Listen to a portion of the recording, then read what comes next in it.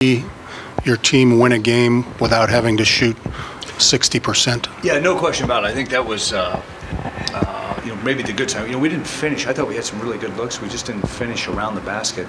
But yeah, I think that defensively, they got some easy ones on us. But I thought overall we did a pretty decent job of staying with it. Our offensive woes where we didn't execute at the level we needed to execute. Every time we ran the action we were supposed to, we got wide open shots, and that was more of a mental thing, I think, of us kind of playing the score and not having the energy we needed offensively.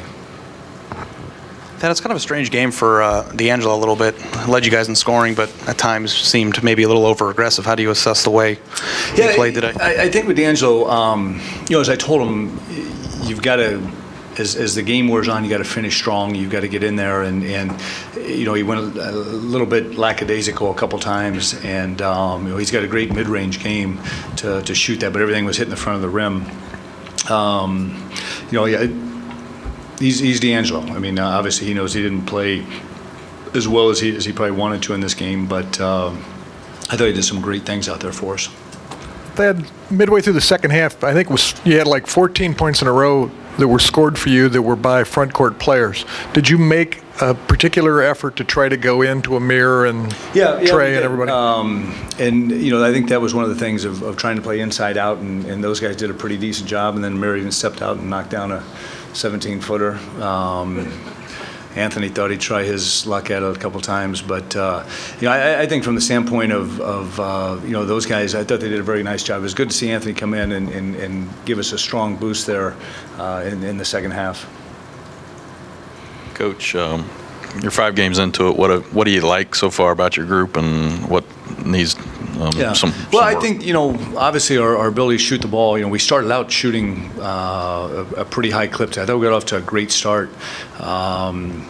I think that the depth that we have has been good to us. I think today we had a little bit of a letdown when we made our first substitution. Those guys have to understand when they come in the game, they've got to bring the juice. Now, with that said, I'd give Jayshawn Tate the game ball today. Just with his energy and just the passion he played with, I thought he was tremendous. That has to become contagious. We got to get other guys doing that.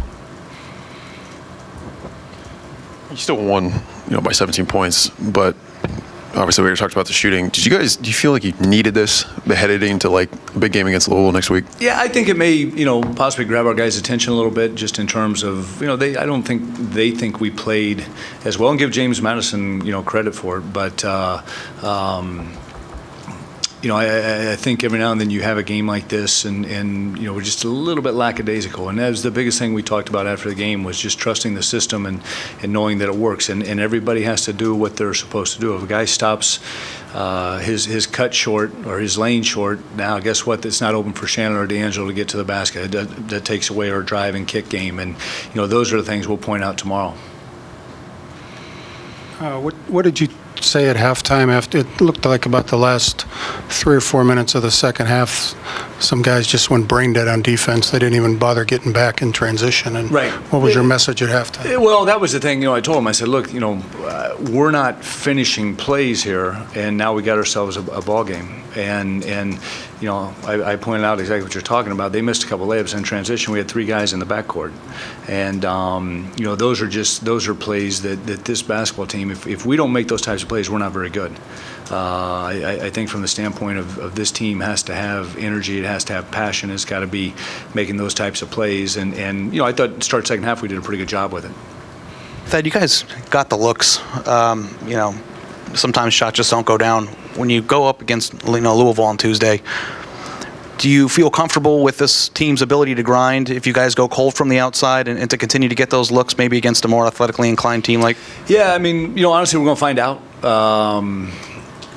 I think that's where you got to be ball tough. You got to be more ready to shoot. You've got the passes have to be crisper. All those types of things, and that I saw a couple guys in shoot-around this morning. They missed some shots the way they missed them in the game. We corrected them, and they didn't make the correction into the game. And I think that's the thing that we got 3 days to get ready for it. Yeah,